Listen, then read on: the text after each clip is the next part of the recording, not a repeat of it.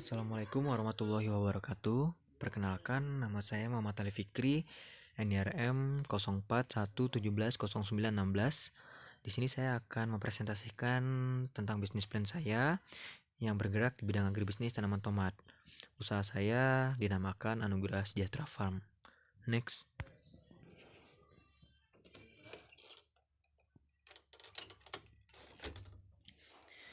Tanaman tomat atau Lysopcarsicum acellentum Mill ini adalah salah satu jenis tanaman yang memiliki prospek pengembangan yang cerah karena pemanfaatan di masyarakat yang luas dan juga banyak masyarakat yang membutuhkan tomat ini.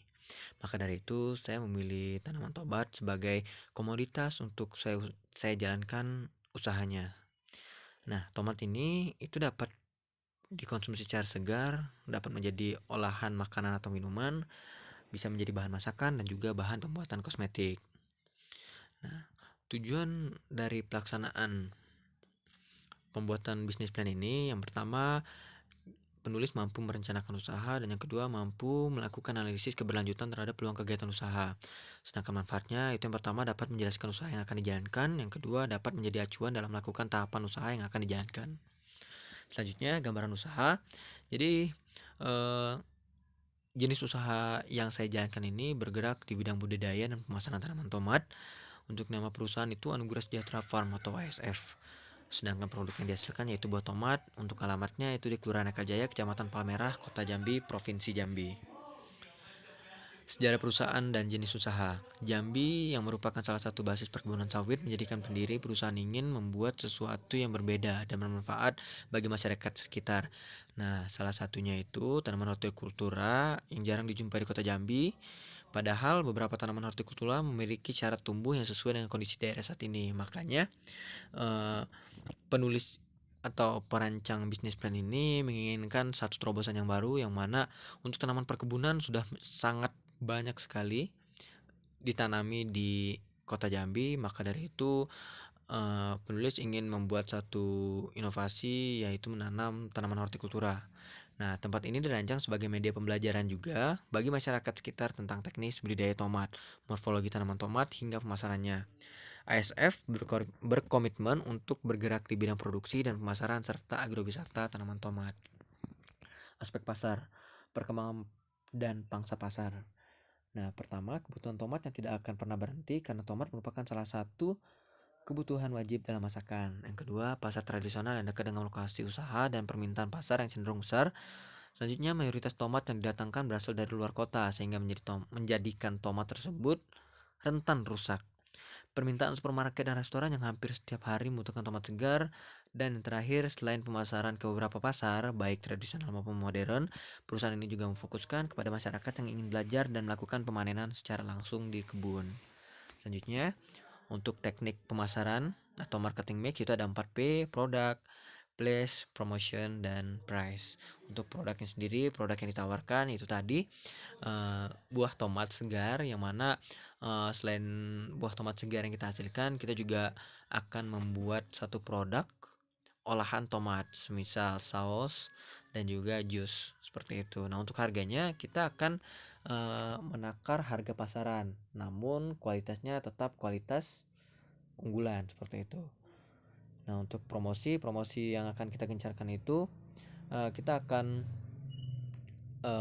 share itu di beberapa sosial media, dan kita akan menggerakkan sosial media kita mulai dari YouTube, Facebook, Instagram, dan lain sebagainya, sehingga orang-orang tahu bahwa ada satu tempat yang mana itu bergerak di bidang agribisnis tanaman tomat di Kota Jambi.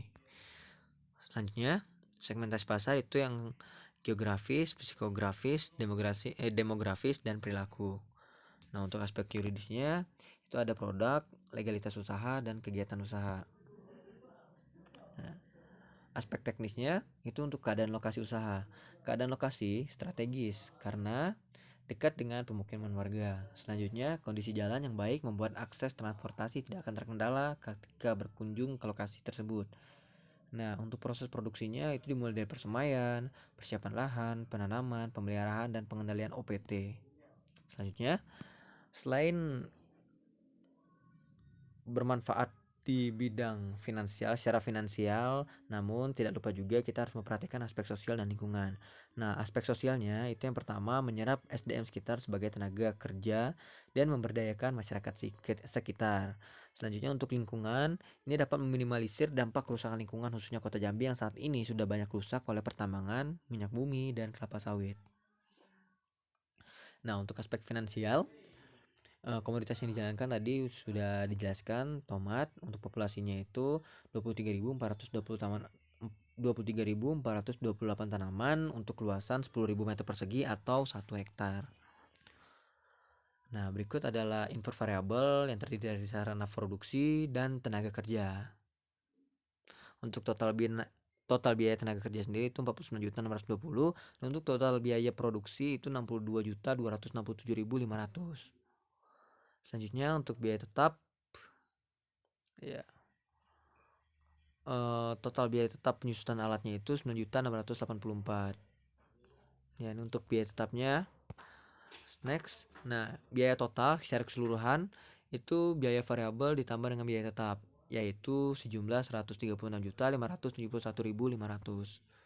Next, nah ini ada sumber modal. Jadi modal yang pertama itu modal investasi dan modal kerja, itu terdiri dari modal sendiri dan juga modal orang tua. Totalnya 150 juta, yang mana masing-masing 100 juta uang sendiri dan juga uang orang tua itu 50 juta. Selanjutnya untuk penerimaan itu 10.542,6 kg atau 10 ton setengah, ya. 10,5 ton untuk penerimaannya. Nah, untuk hasil yang didapatkan yaitu 238.965.600. Selanjutnya untuk keuntungan, penerimaan total dikurang biaya total itu sama dengan 102.394.100. Nah, ini untuk analisis finansial, arus kas, net cash flow. Nah, di tahun terakhir atau tahun kelima tepatnya, itu jumlah kas akhirnya mencapai 810.281.500. Untuk RC rasionya itu dihasilkan 1,75 dan bisa diartikan layak. Karena apa? Karena sudah lebih dari 1. Selanjutnya, untuk BP harga itu setara Rp2.286, dan untuk BEP produksinya itu 34.142,9 kg. Nah, ini untuk, ya, BC, NPV dan IRR-nya semuanya kategori layak. Dan sekian presentasi dari saya ucapkan terima kasih. Assalamualaikum warahmatullahi wabarakatuh.